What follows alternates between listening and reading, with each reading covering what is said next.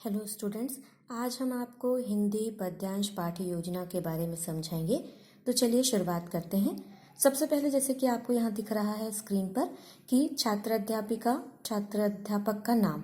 तो सबसे पहले जो पाठ्य योजना में आपको अपनी व्यक्तिगत जानकारी देनी है, जिसके अंतर्गत आप अपना नाम लिखेंगे, जिस स्कूल में पढ़ाने जा रहे हैं उसका नाम लिखेंगे, जिस दिन आप पढ़ा रहे हैं वो डेट लिखेंगे, फिर उसके बाद कौन सी क्लास में आपकी क्लास है उसके बारे में लिखेंगे, उसका सेक्शन ए बी सी कौन सा है ये भी आपको लिखना है। कालखंड के अंतर्गत आपकी जो क्लास है, फर्स्ट है सेकंड है, ये लिखेंगे। समय अवधि के अनुसार उसमें ये लिखना है आपको कि 35 मिनट्स का है, 40 मिनट्स का है या 45 मिनट्स का। यहाँ पे समय का विवरण देना होगा। फिर है विषय में आप हिंदी लिखेंगे, या आप गद्यांश पढ़ा रहे हैं तो गद्यांश लिखेंगे, पद्यांश पढ़ा रहे हैं तो पद्यांश लिखेंगे। अब बात आती है प्रकरण की। प्रकरण का मतलब ये होता है कि यहाँ पे वो टॉपिक हमें लिखना है जो हम आज बच्चों को पढ़ा रहे हैं। या तो आप कविता पढ़ा रहे हैं तो कविता का नाम लिखेंगे, या आप लेसन पढ़ा रहे हैं तो लेसन का नाम लिखेंगे, और उसके बाद कवि या लेखक का नाम लिखेंगे। ये दोनों चीज बोर्ड में आप तब लिखेंगे जब प्रस्तावना प्रश्न से हमारे जो लेसन है उसका नाम निकल आएगा। यहाँ पर बोर्ड में आपको प्रकरण शब्द नहीं लिखना है, डायरेक्ट कविता का नाम और लेखक का नाम लिखना है। अब बात आती है सामान्य उद्देश्य की। तो देखिए, सामान्य उद्देश्य जो होते हैं, किसी भी चीज़ को हम जब पढ़ाने जाते हैं तो हमारा कुछ एक ऑब्जेक्टिव होता है, उसी ऑब्जेक्टिव को लेकर के हम बच्चों को पढ़ाते हैं। तो यहाँ पे पहला लिखा है विभिन्न कवियों की प्रकृति संबंधी कविताओं का ज्ञान देना। देखिए, जो भी आप पढ़ा रहे हैं, जो भी आप कविता बच्चों को एक्सप्लेन कर रहे हैं, वो प्रकृति से रिलेटेड है, देश प्रेम से रिलेटेड है, या किसी भी विषय से रिलेटेड है, तो उस कविताओं का ज्ञान देना आप यहाँ पर लिखेंगे। दूसरा आता है भाषा का साहित्य में रुचि उत्पन्न करना। ठीक है, बच्चों का जो लैंग्वेज होती है, बहुत सारी लैंग्वेज बच्चे पढ़ते हैं, तो उसमें बच्चों का इंटरेस्ट उत्पन्न करना, ये हमारा उद्देश्य होना चाहिए। फिर समीक्षा शक्ति का विकास करना। किसी भी चीज़ को समझकर बच्चे उसका एनालिसिस कर सके, समीक्षा कर सके, तो यहाँ पे हमें ये लिखना है समीक्षा शक्ति का विकास करना। फिर छात्रों में भावानुभूति एवं रसानुभूति समझने की क्षमता और योग्यता को प्रदान करना। देखिए, यहाँ पे ये होता है भावानुभूति और रसानुभूति का मतलब कि जब भी हम पद्यांश पढ़ेंगे, जब भी हम कोई कविता दोहे चीज़ें पढ़ाएंगे बच्चों को, तो उसमें कोई ना कोई भाव छुपा होता है, उसमें किसी न किसी प्रकार का रस मौजूद होता है। तो उसकी अनुभूति हम बच्चों को कराएं और बच्चे उस चीज़ को समझ सकें, ये हमको उनमें बच्चों में क्षमता विकसित करनी है। फिर है रस छंद अलंकारों की पहचान करना। देखिए, कविता हो, दोहे हो, या जो भी चीज़ें, इसमें कुछ कुछ चीज़ें ऐसी होती हैं जो विशेष होती हैं, जैसे रस छंद अलंकार कौन कौन से हैं, कौन कौन से प्रयुक्त किए गए हैं, इसके बारे में हमें स्टूडेंट्स को क्या है, जानकारी देनी है। फिर आता है काव्य का रसस्वादन करना। देखिए, जब भी हम कोई कविता पढ़ते हैं तो उसमें निहित रस का हमें अनुभव होना चाहिए बच्चों को। तो बच्चों को ही हमें बताना होगा कि जैसे वीरता की कविता है तो उसमें वीर रस है, और बच्चों में वो फीलिंग्स आनी चाहिए। ठीक है, तो ये तो हुए हमारे सामान्य उद्देश्य। अब बात आती है व्यवहारिक उद्देश्य की। व्यवहारिक उद्देश्य के अंतर्गत देखिए, पहला लिखा है छात्र छात्राएं। यहाँ पे आपको अपना जो आप लेसन पढ़ा रहे हैं, जो कविता आप पढ़ा रहे हैं, उसका नाम लिखेंगे। फिर लिखेंगे कि छात्र छात्राएं कविता का नाम के पद को अच्छी तरह से पढ़कर समझ सकेंगे। फिर दूसरा है कविता में निहित भाव व अर्थ को ग्रहण कर अभिव्यक्त कर सकेंगे। ठीक है, तीसरा यहाँ पे देखिए, तीसरा लिखा है कविता में आए रस छंद अलंकार की पहचान कर सकेंगे। जैसे कि हमने स्टार्टिंग में ही कहा है कि हमें उनको इस चीज़ों के बारे में बतलाना है। फिर चौथा पॉइंट है छात्र जीवन शिक्षा की भावना से प्रेरित होंगे। और लास्ट लिखिएगा छात्र छात्राएं कविता का नाम लिखेंगे यहाँ पे, फिर उसके बाद कवि का नाम लिखेंगे कि दो पद हैं या दोहे हैं या पदों को समझकर ज्ञान के मार्ग की ओर चल सकेंगे। तो यहाँ पे जो भी जैसे कविता में पद दिए हुए हैं, जो भी खंड दिए हैं, उसको समझकर बच्चों को हमें आगे की ओर ले चलना है। ठीक है, फिर आता है विशिष्ट उद्देश्य। विशिष्ट उद्देश्य के अंतर्गत क्या होगा, छात्र छात्राओं को यहाँ पे लिखेंगे आप कवि का नाम लिखेंगे, द्वारा रचित कविता का नाम लिखेंगे के पदों का ज्ञान देना। फिर सहायक सामग्री आती है। सहायक सामग्री का मतलब ये होता है चार्ट, चित्र, प्रतिरूप का मतलब मॉडल। जो भी चीज़ आप पढ़ा रहे हैं उससे रिलेटेड चार्ट आप ले जा सकते हैं, चित्र आप ले जा सकते हैं। प्रतिरूप का मतलब यदि कोई ऐसी चीज़ है जिसमें बड़ा अच्छा मॉडल बन सकता है तो आप उस मॉडल को भी ले जा सकते हैं। फिर पूर्व ज्ञान, जैसा कि हमने आपको पहले भी बताया है कि छात्र छात्राएं यहाँ पे लिखेंगे कविता का विषय। विषय मैंने जैसे बताया कि प्रकृति से रिलेटेड, वीरता से रिलेटेड, वात्सल्य से रिलेटेड, जिससे भी संबंधित वह कविता है उसका विषय संबंधी कविताओं के बारे में पूर्व में अध्ययन कर चुके हैं। देखिए, पूर्व ज्ञान का मतलब ये होता है कि जो भी कविता हम बच्चों को पढ़ा रहे हैं उससे रिलेटेड बच्चों को कहीं ना कहीं पहले से ही प्रीवियस नॉलेज या पूर्व ज्ञान प्राप्त है। अब बात आती है प्रस्तावना प्रश्न की। देखिए, लेसन प्लान बनाने में सबसे इम्पोर्टेंट रोल प्ले करता है प्रस्तावना प्रश्न। प्रस्तावना प्रश्न हमारे ऐसे प्रश्न होने चाहिए जो बच्चों के पूर्व ज्ञान से संबंधित होने चाहिए, और जब प्रश्न हम पूछेंगे तो उनका लिंक ऐसा होना चाहिए कि एक प्रश्न से दूसरे का लिंक, दूसरे से तीसरे का, तीसरे से चौथे का, चौथे से पांचवे का लिंक होना चाहिए।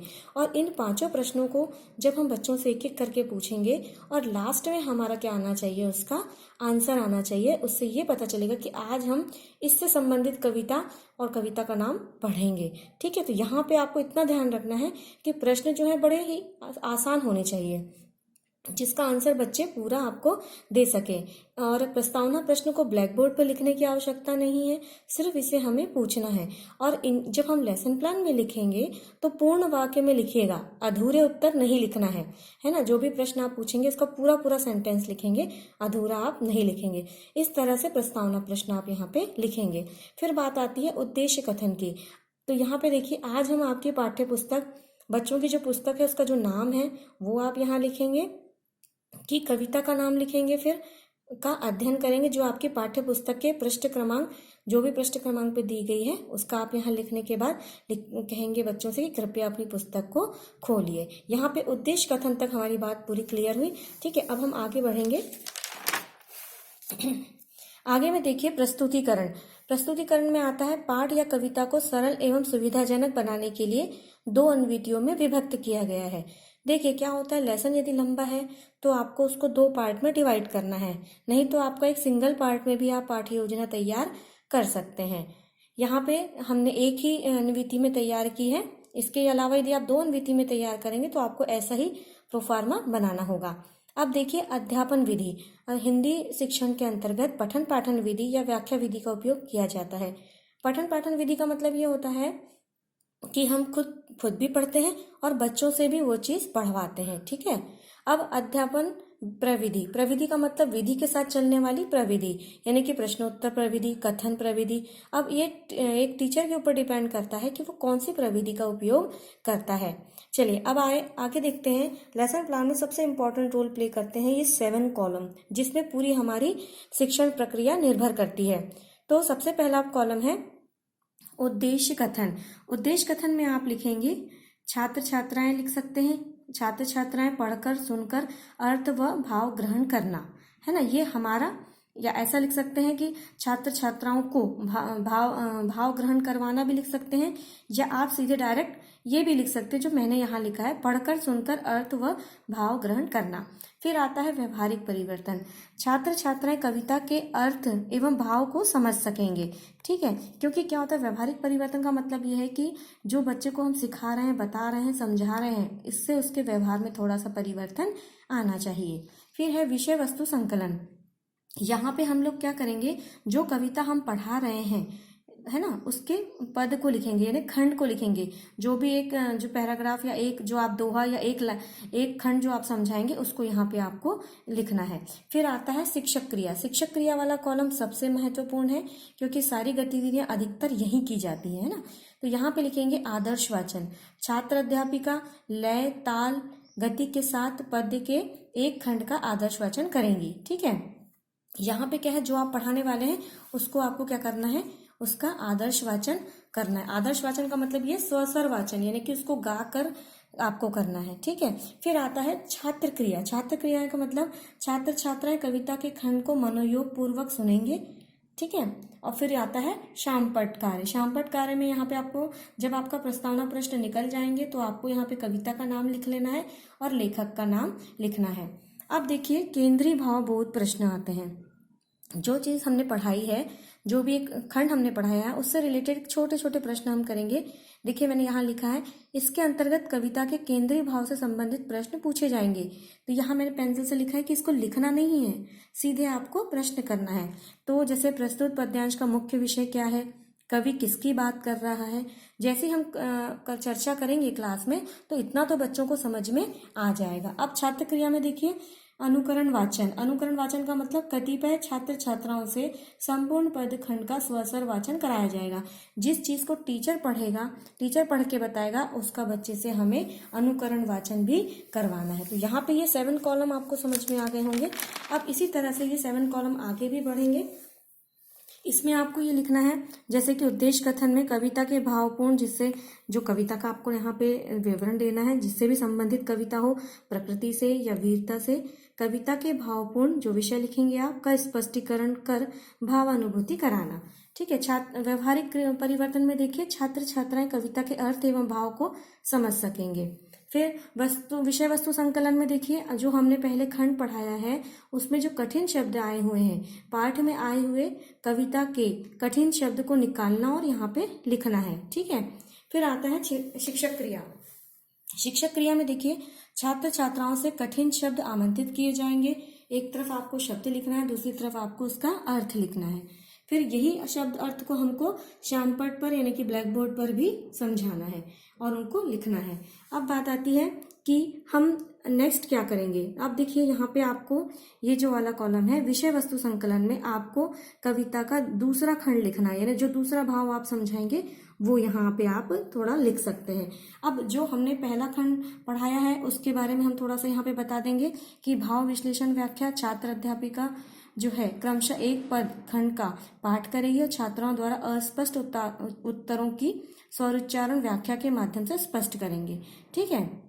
तो यहाँ पे हमें छोटी छोटी चीजें ऐसे लिखते चलनी है। ठीक है। अब यहाँ ये देखिए यहाँ पे छात्र क्रिया में छात्र छात्राएं पद्य खंड को सुनकर रसानुभूति करेंगे और प्रश्नों के उत्तर देके भावानुभूति करेंगे। फिर यहाँ पे आपको श्यामपट्ट में भाव विश्लेषण के जो प्रश्न है उनके प्रश्न भी लिखने हैं और उत्तर भी यहाँ पे लिखने हैं। ठीक है।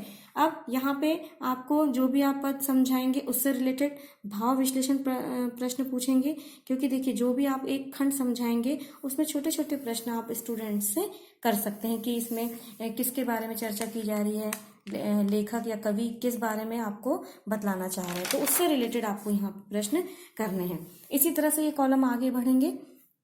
आगे बढ़ते बढ़ते शिक्षक क्रिया में आप इसी तरह से चलेंगे।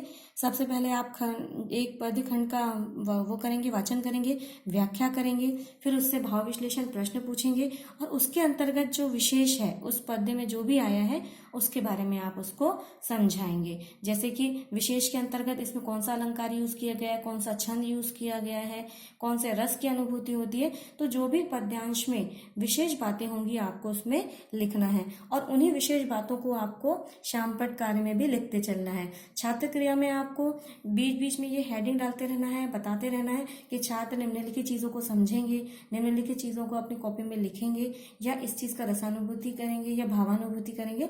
इस तरह से आपके ये 7 कॉलम यहाँ पे कंप्लीट हुए। अब देखिए जैसे यहाँ लिखा है पुनः वाचन, भाव ग्रहण करने की दृष्टि से कतिपय छात्रों द्वारा संपूर्ण पद्यांश का स्वस्वर वाचन कराया जाएगा। अब देखिए यदि हमने ये अपना जो प्लान है 2 अन्विति में यदि बनाया होता तो यहाँ पे हम पुनरावृत्ति प्रश्न भी पूछ सकते हैं जो कि दोनों अन्विति से रिलेटेड होंगे। क्योंकि यहाँ पे हमने एक ही अन्विति में बनाया है इसलिए हम यहाँ पे पुनरावृत्ति प्रश्न नहीं पूछेंगे।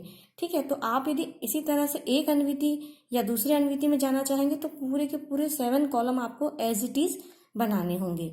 अब रसानुभूति प्रश्न की बात हम करते हैं। कक्षा में छात्रों से पूछकर उनका उत्तर श्यामपट्ट पर अंकित करना है। यहाँ पे जो रसानुभूति प्रश्न है वो आपको क्लास में ही पूछना है, जिसकी संख्या 4 से 5 हो सकती है।